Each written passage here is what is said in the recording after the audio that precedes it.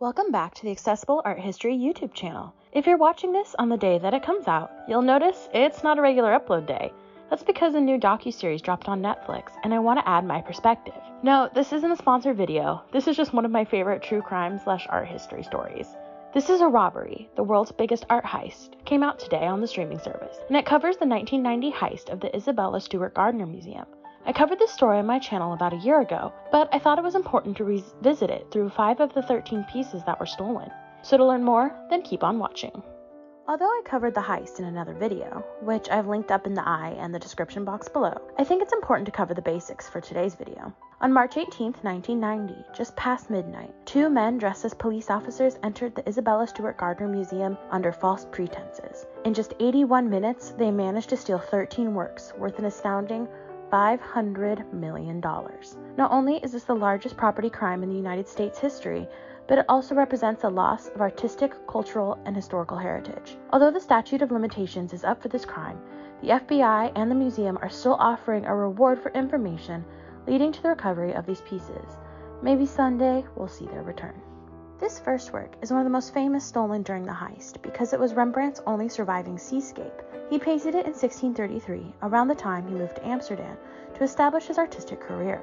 Trying to find his style, Rembrandt painted history, biblical, and portrait paintings in order to showcase his talent. This particular story comes from the 4th chapter of the Gospel of Mark. Christ and the disciples are sailing on the Sea of Galilee when a storm hits. The disciples are terrified, but Christ remains calm and uses his power to stop the storm.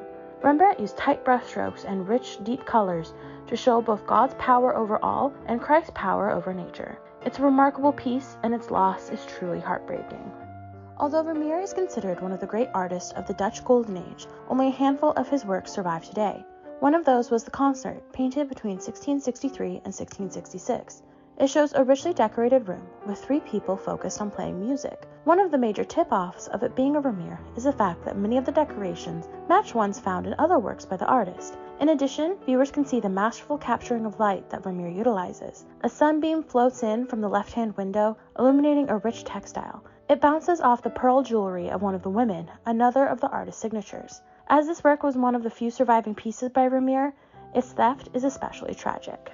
Chez Tortoni was once a popular cafe in Paris. It was frequented by artists and other creatives. One famous customer was Edouard Manet. He created this work, named after the cafe, around 1875. It shows an unidentified man, who's likely an artist himself. He glances up at the viewer because we are clearly interrupting his sketching. There's a half-finished beer on the table, a detail that grounds the work in reality. Although this isn't Manet's most famous piece, its charming air is sorely missed in the museum.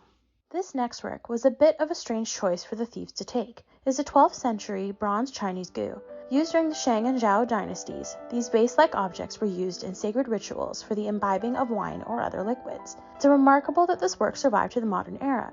This is because bronze objects, regardless of their actual use, were melted down to make other pieces. In addition, this piece seems like an odd choice for the thieves to steal. Due to its size and material, the gu must have been very difficult to get out of the museum. Finally, this last work is called A Lady and Gentleman in Black. It was also painted by Rembrandt in 1633. In fact, it was one of 3 pieces by the artist to be taken during the heist. As I mentioned earlier in the video, Rembrandt had recently moved to Amsterdam around the time that he painted this work. By creating this portrait, he was trying to show his skill at capturing the human form in order to create a client base in the city.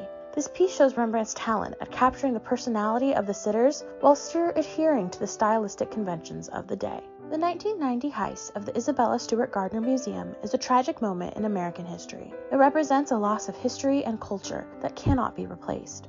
Today, the empty frames still hang in the museum to remind us what we have lost. Maybe someday they will be filled once again.